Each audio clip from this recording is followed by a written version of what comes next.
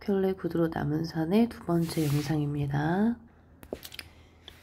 자, 권씨가 더 이상 이야기를 계속할 눈치가 아니었으므로 나는 비로소 그에게 말을 걸 기회를 얻었다. 그 뒤 권 선생이 어떻게 되셨는지 물어봐도 괜찮겠습니까? 벌써 물어놓고서 뭘 양해를 구하십니까? 사흘 후에 형사가 출판사로 찾아와 수갑을 채우더군요. 경찰에서 증거로 제시하는 사진들을 보고 놀랐습니다. 사진 속에 나는 버스 꼭대기에도 올라가 있고 석유깡통을 들고 광목을 휘둘러대고 있기도 했습니다. 어느 것이나 내 얼굴이 분명하긴 한데 나로서는 전혀 기억에 없는 일들이었으니까요. 이성을 잃고 결국 시위의 주동자가 되어서 전과자가 된 권씨의 사연이었습니다. 권씨가 전과자가 된 사연을 털어놓은 후에 권씨의 부인의 배는 점점 불러온다. 여전히 일자리를 구하지 못한 채 공사판을 전전하고 해산 준비가 전혀 되어 있지 않은 권씨네 걱정하던 나와 나의 아내에게 염려 말라고 큰 소리를 칩니다. 권씨는 어느 날 밤 자정이 넘어 부인의 진통이 극에 달하자 부인을 얻고 병원으로 향합니다. 그 후 권씨는 학교로 나를 찾아와 산모와 태아가 모두 위험해 빨리 손을 써야 한다며 10만 원을 빌려달라고 합니다. 나는 크게 부담을 느끼고 한동안 망설입니다.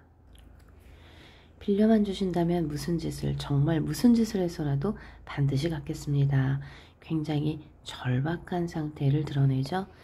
반드시 갚는 조건임을 강조하면서 그는 마치 성경책 위에다 오른손을 얹고 말하듯이 엄숙한 표정을 했다.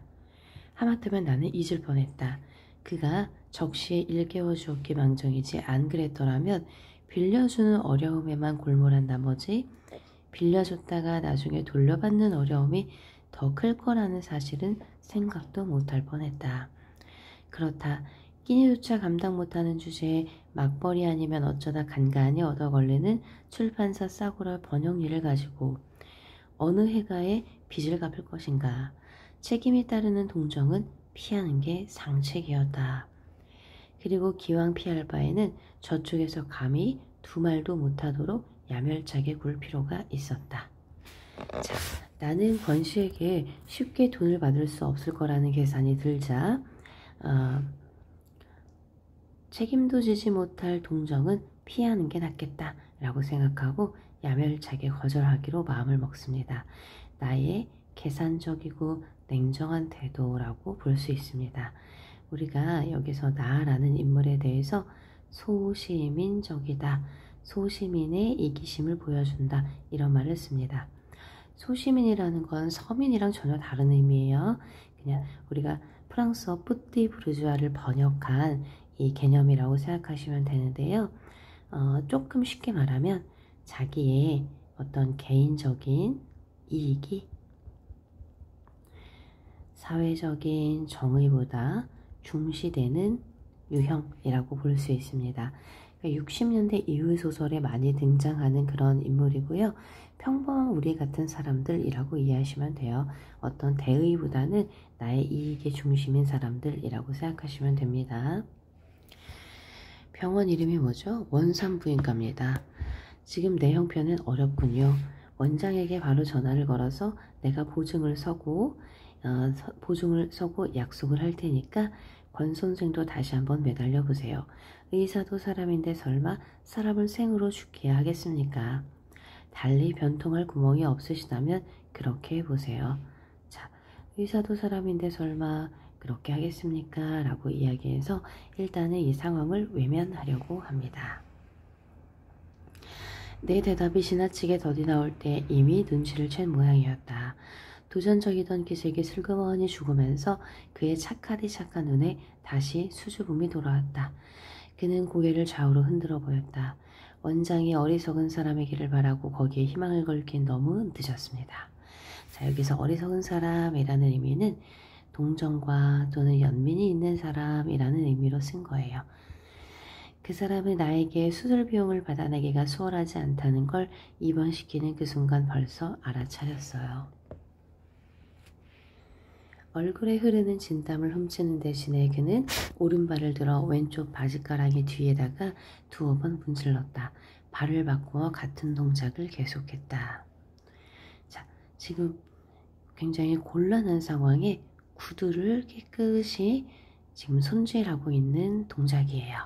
그러니까 권씨가 어찌할 바를 몰라서 하는 행동이기도 하고요. 또 구두는 권씨의 자존심을 상징하는 소재이기 때문에 이 순간에 자존심을 상하지 않기 위해서 최대한 이제 몸부림치는 그런 행동이라고 보실 수 있습니다. 나의 대답에 권씨는 체념을 하고 바쁘실 텐데 실례 많았습니다 하고 돌아서요. 썰면처럼 두툼한 입술이 썰면 나의 동료 교사의 별명입니다. 선잠에 섞인 어린애같이 움찔거리더니 겨우 인사말이 나왔다. 무슨 말이 더 있을 듯 싶었는데 그는 이내 돌아서 휘적휘적 걷기 시작했다. 나는 내심 그 입에서 끈끈한 가래가 묻은 소리가 이를테면 오 선생 너무한다든가 잘 먹고 잘 살라든가 하는 말이 날아와 내 이마에 탁 들러붙는 순간을 대비하고 있었는지도 모른다. 그래서 그가 갑자기 돌아서며 나를 똑바로 올려다 봤을 때 그처럼 흠칫 놀랐을 것이다. 오 선생, 이래봬도 나 대학 나온 사람이요. 자, 권씨가 자신의 자존심을 지키기 위해서 나에게 건네는 말이죠. 그것뿐이었다. 어떤 원방의 말도 하지 않고요. 그냥 내 호주머니에 촌지를 밀어넣던 학부형같이 그는 수줍게 그 말만을 건네고 언덕을 내려갔다. 별로 휘청거릴 곳 없는 작달마한 체구가 연방 휘청거리면서 내리는 한 걸음 한 걸음마다 땅을 저주하고 하늘을 저주하는 동작으로 내 눈에는 비쳤다. 자, 이것은 나의 일종의 죄책감이죠. 그래서 내 눈에 더욱 권씨가 이렇게 보였던 겁니다. 산 곱팽이를 돌고 돌아 그의 모습이 벌거벗은 황토 언덕 저쪽으로 사라지는 찰나 나는 뛰어가서 그를 부르고 싶은 충동을 느꼈다. 돌팔레질을 하다 말고 뒤집어진 삼륜차로 달려들어 아기아기 참외를 깨물어 먹는 군중을 목격했을 당시의 권씨처럼 나 역시도 권씨의 모습에서 생존, 어떤 인간의 실존을 마주하게 됩니다. 이건 완전히 나체화구나 하는 느낌이 팍 들었다. 그리고 내가 그에게 암만의 빚을 지고 있음을 퍼뜩 깨달았다. 전셋돈도 일종의 빚이라면 빚이었다. 왜 좀 더 일찍 그 생각을 못했는지 모른다.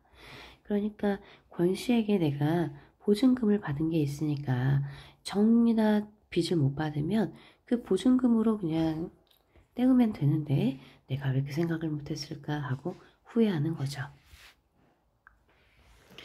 원산부인과에서 만단의 수술 준비를 갖추고 보증금이 도착되기만을 기다리고 있었다. 학교에서 우격다짐으로 후려낸 가불에다가 가까운 동료들에게 주머니를 닥치는 대로 털어 간신히 마련한 10만 원을 건네자. 즉 결국은 내가 돈을 마련해서 권씨 아내의 수술비를 병원에 가서 지불했습니다. 금대의 마비치 안경을 쓴 원장이 바로 마취사를 부르도록 간호사에게 지시했다. 병원은 내가 권씨하고 아무 척분도 없으며 다만 새빵 주인을 따름인 것을 알고 혀를 찼다. 아버지가 되는 방법도 여러 줄이군요. 보증금을 마련해 오랬더니 오전 중에 나가 여태껏 얼굴 한번 안 비추지 뭡니까? 자, 권씨 무능을 탓하는 표현을 해요. 그랬더니 나는 맞습니다. 의사가 애를 꺼내는 방법도 여러 줄이듯이 자, 사실은 이 병원장의 속물적인 태도를 비꼬고 있는 거죠. 아버지 노릇을 하는 것도 아마 여러 줄일 겁니다. 나는 내 말이 제발 의사의 귀에 농담으로 들리지 않기를 바랬지만 유감스럽게도 금태 안경의 상대방은 한 차례 너털 웃음으로 그걸 간단히 농쳐버렸다. 나의 어떤 이 조롱 섞인 비꼬는 태도를 파악하지 못했습니다. 나는 이미 죽은 게 아닌가 싶게 사색이 완연한 권씨 부인이 들것에 실려 수술실로 들어가는 걸 거들었다.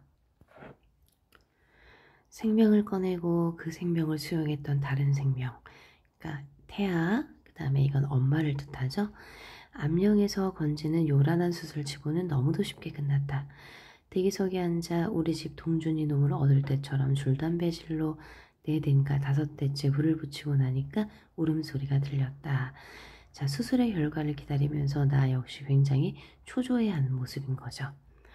고추예요, 고추. 수술을 돕던 원장 부인이 나오면서 처음 울음을 듣는 순간 내가 점쳤던 결과를 큰 소리로 확인해 주었다.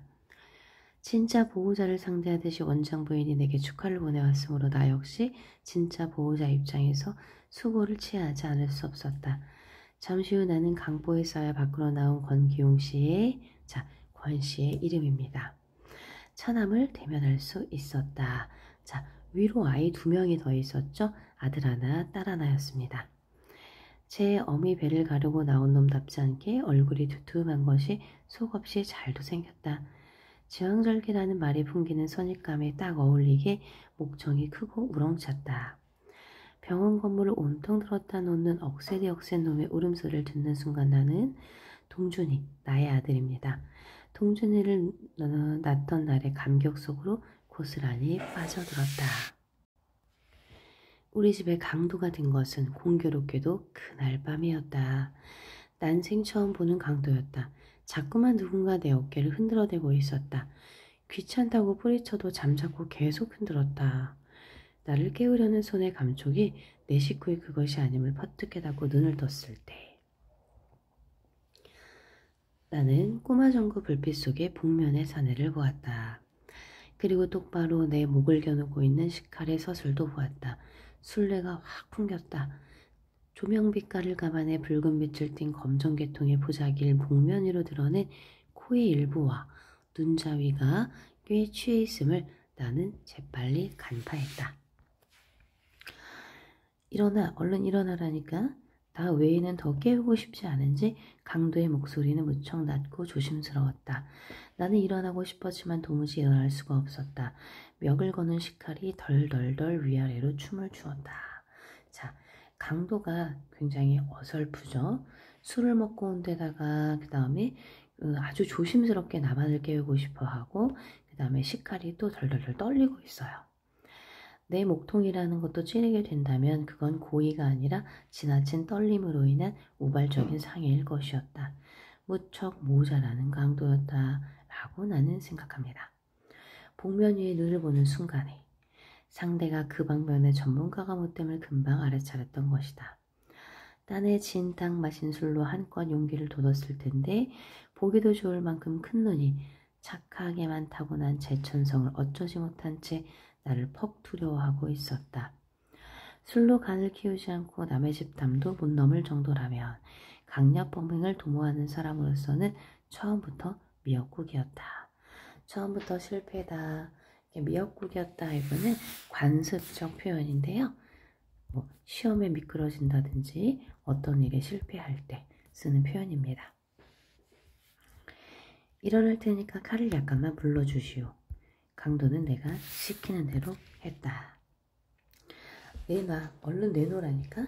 내가 다 일어나기도 전에 강도가 속삭였다. 하라는 대로 하죠. 하지만 내가 하라는 대로 해야만 일이 당신도 내가 하라는 대로 해야만 일이 수월할 거요. 잔뜩 의심을 품고 쏘아보는 강도를 향해 나는 덧붙여 말했다. 집안의 현금이 변변치 않소. 화장대 위에 돼지저금통하고 장롱 서랍에 아마 마누라가 쓰다 남은 돈이 약간 있을 거요. 그 밖에 돈이 될 만한 건 당신이 알아서 챙겨가시오. 강도가 의심을 두고 경거히 움직이려 하지 않았으므로 나는 시험삼아 조금 신경질을 부려보았다. 마누라께서 한바탕 소동을 벌여야만 시원하겠소? 난처해지기 전에 나를 믿고 일러주는 대로 하는 게 당신에게 이로울 테요. 한 차례 길게 심호흡을 뽑은 다음 강도는 마침내 결심을 했다는 듯이 이불 자리를 돌아 화장대 쪽으로 향했다. 얌전히 구두까지 벗고 양말바람으로 들어오는 강도의 발을 나는 그때 비로소 볼 수 있었다. 내가 그렇게 염려를 했는데도 강도는 와들와들 떨리네. 여기에서의 염려는 피해를 당할까봐 그러는 게 아니라 강도가 뭔가 실수를 할까봐 내가 걱정을 한 겁니다. 다리를 옮기다가 그만 부주의하게 동준이, 아들이죠, 발을 밟은 모양이었다. 갑자기 칭얼거리자 질겁을 하고 엎드리더니 어깨를 토닥거리는 것이었다. 녀석이 들어 잠들기를 기다려 복면 위로 칙칙하게 땀이 밴 얼굴을 들고 일어나 내 위치를 확인한 다음 본격적인 작업에 들어갔다. 터지려는 웃음을 꾹 참은 채 강도의 애교스러운 행각에 주목하고 있던 나는 살그머니 상체를 움직여 동준이를 잠재울 때에 이부자리 위에 떨어뜨린 식칼을 집어들었다.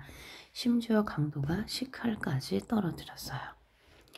연장을 이렇게 함부로 굴리는 걸 보니 경력이 얼마 되는지 알만합니다. 내가 내미는 칼을 보고 기절할 만큼 놀랐다. 나는 사람 좋게 웃어 보이며 칼을 받아가라는 눈짓을 보였다. 겁에 질려 망설이다 내 뒤쪽을 받고 후다닥 달려들어 칼자루를 낚아채가지고 다시 목을 겨눴다. 내가 고의로 사람을 찌를 만한 위인이 못 되는 줄 일찍이 간파했기 때문에 칼을 되돌려준 걸 조금도 후회하지 않았다. 아니나 다를까 그는 식칼을 옆구리 쪽에 차더니 몹시 자존심이 상한 표정이 되었다. 도둑 맞을 물건 하나 제대로 없는 주제에 이죽거리기는. 그래서 경험 많은 친구들은 우리 집은 거들떠도 안 보고 그냥 지나치죠. 누군 뭐 들어오고 싶어서 들어왔나 피치 못할 사정 때문에 어쩔 수 없이. 나는 강도를 안심시켜 편안한 마음으로 돌아가게 만들 절호의 기회라고 판단했다. 그 피치 못할 사정이라는 게 되게 그렇습니다. 식구 중에 누군가 몹시 아프다든가 빚에 물려서. 나는 이미 강도가 권씨라는 걸 눈치채고 있었죠. 네. 그 순간 강도는 의심의 빛으로 빛났다. 내가 누군지 알고 있구나 라는 생각이 들었겠죠. 분한 나머지 이가 딱딱 마주칠 정도로 떨면서, 즉 정체를 들켰다라는 것에 자존심이 상한 거죠. 대충 말을 향해 나갔다. 옆을 지날 때 역겨울 만큼 술 냄새가 풍겼다. 허둥지둥 끌어안고 나가는 건 틀림없이 갈기갈기 찢긴 한 줌의 자존심일 것이다. 애당초 의도했던 바와는 달리 내 방법이 결국 그를 편안케 하기는커녕 낭패하게 만들었음을 깨닫고 등을 향해 말했다. 어렵다고 꼭 외로운 법은 없어요. 누가 압니까? 당신도 모르는 사이에 당신을 아끼는 어떤 이웃이 어려움을 덜어주었을지. 자, 내가 이미 아내의 수술비를 마련해서 아내가 지금 안전하게 수술을 마쳤죠. 그 사실을 넌지시 알려주는 겁니다. 개수작하지 마. 그따위 이웃이 없다는 걸 난 똑똑히 봤어. 자, 낮에 돈을 빌려달라고 했을 때 거절당했기 때문에 배신감을 느끼고 있어요. 난 이제 아무도 안 믿어. 현관에 벗어놓은 구두를 신고 있었습니다. 그 구두를 보기 위해 전등을 켜고 싶은 충동이 불현듯 일었으나 자, 권씨라는 걸 짐작은 했지만 뭔가 확인해보고 싶은 마음이 들었겠죠. 꾹 눌러 참았습니다. 현관을 열고 마당에 내려선 다음 부주의하게도 그는 식칼을 들고 왔던 자기 본분을 망각하고 엉겹결에 문간방으로 들어가려고 했습니다. 그의 실수를 지적하는 일은 훗날을 위해 나로서는 부득이한 조치였다. 문간방으로 들어가 버리면 정체가 그냥 바로 들통이 나니까 내가 그것을 막기 위해서 대문은 저쪽입니다. 문간방 부엌에서 한동안 막연히 있다가 대문을 향해 느릿느릿 걷기 시작했다. 비틀비틀 걷기 시작했다. 대문에 다다르자 상체를 뒤틀어 이쪽을 보았다. 이래봬도 나 대학까지 나온 사람이요. 자, 권씨도 이미 자기의 정체가 들통났다는 걸 알고 있다는 거죠. 누가 뭐라 그랬나? 느닷없이 학력을 밝히더니 대문을 열고 부안등 하나 없는 어둠 저편으로 삼켜져 버렸다. 나는 대문을 잠그지 않았다. 그냥 지쳐놓기만 하고 들어오면 문간방에 들러 권씨가 아직 귀가하지 않았음과 깜깜한 방 안에 어미아비 없이 오누이만 새우잠을 자고 있음을 아울러 확인하고 나왔다. 아내가 잠옷바람으로 팔짱을 끼고 현관 앞에 서 있었다. 무슨 일이라도 있었어요? 아무것도 아니야. 잃은 물건 하나도 없다. 돼지저금통도 화장대에 그대로 있다. 아무것도 아닐 수밖에. 잠들기 전에 나는 아내에게 수술보증금을 대납해 준 사실을 비로소 이야기했다. 한삼 말이 없다. 아내가 벽중으로 슬그머니 돌아누웠다. 낼 염려는 없어. 전세돈이 있으니까. 무슨 일이 있었군요. 아내가 다시 이쪽으로 돌아누웠다. 우리 집에 들어왔던 한 어리숙한 강도에 관해서 나는 끝내 말하지 않았다. 권씨와 권씨의 가족을 배려하는 태도인 거죠. 이튿날 아침까지 권씨는 귀가해 있지 않았다. 출근하는 길에 병원에 들러보았다.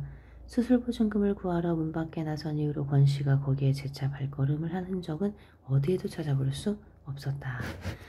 다음 날도 귀가하지 않았다. 행방불명된 것이 이제 분명해졌다. 그리고 본의 아니었다 해도 결과적으로 내 방법이 매우 졸렬했음도 이제 확연히 밝혀진 셈이었다.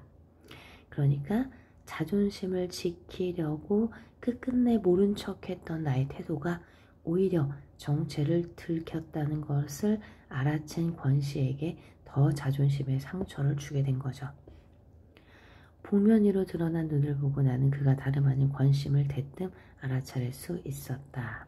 자, 내가 언제부터 이 도둑이 권 씨라는 것을 알게 되었는지를 묻는 문제가 자주 출제가 됩니다.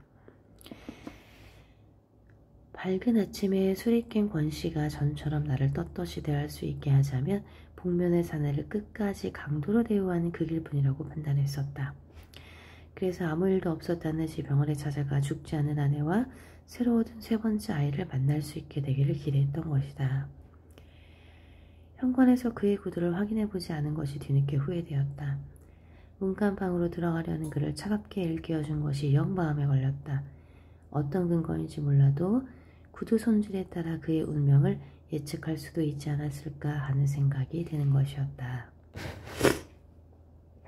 구두코가 유렬처럼 반짝반짝 닦여있는 한 자존심은 그 이상으로 광발이 올려져 있었을 것이며 그러면 나는 안심해도 좋았던 것이다. 내가 구두를 확인하고 싶었던 이유가 바로 이런 이유 때문이었습니다. 권 씨의 운명을 예측할 수 있지 않았을까? 권 씨의 그때의 심리를 내가 알 수 있지 않았을까?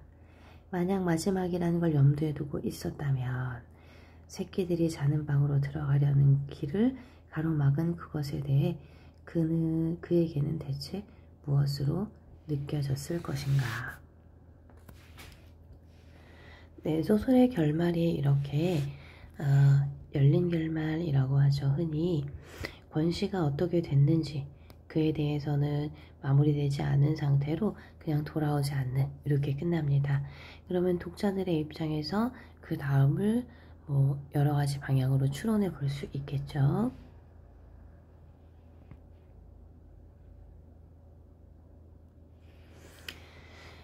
아내가 병원을 다니러 가는 편에 아이들을 죄다 딸려보낸 다음 나는 온갖 밤을 뒤졌다. 방을 내준 후로 밝은 낮에 내부를 둘러보긴 처음이었다. 이사를 올 때 그대로 세간이라고 깔고 덮고 쓰이는 것, 쌀을 익혀 담는 몇 점이 전부였다. 가난한 형편을 알 수 있습니다. 별다른 이상은 눈에 띄지 않았다. 굳이 꼭 단서가 될 만한 흔적을 찾자면 구두일 것이다. 가장 감나가는 세간의 자격으로 장롱 따위가 자리 잡고 있을 그런 자리에 9켤레나 되는 구두가 사열을 받은 병정 모양으로 가지런히 놓여 있었다. 정갈하게 닦인 6켤레, 그리고 먼지를 덮어 쓴 3켤레, 모두에서 10켤레 가운데 마음에 드는 7켤레를 골라 한꺼번에 손질해 매일매일 갈아 신을 한 주일을 소용에 당해온 모양이었다. 잘 닦인 7 중에 비어있는 하나, 권 씨가 신고 나가버린 구두죠. 더 이상 돌아오지 않은. 나는 한 켤레의 그 구두가 그렇게 쉽사리 돌아오지 않으리라는 걸 알딸딸하게 깨달았다. 권 씨의 행방불명을 알리지 않으면 안 될 때였다.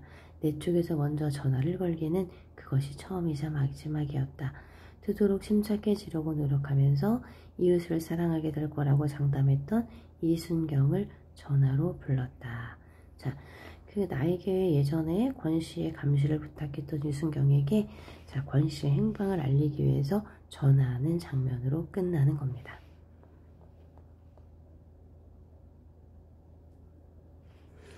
자, 열린 결말의 효과는 독자의 궁금증을 유발하고 여운을 느끼게 한다라고 나와 있습니다. 이렇게 옆에 사이드의 핵심 정리와 그 다음에 읽기 중에 질문과 교과서 어휘들이 나오는데요. 이건 전부 다 암기하시고 제가 하나하나 질문할 때 대답할 수 있게끔 정리하셔야 됩니다. 자, 그러면 본문 읽기 마치고요. 나머지 내용 점검은 현장에서 하겠습니다.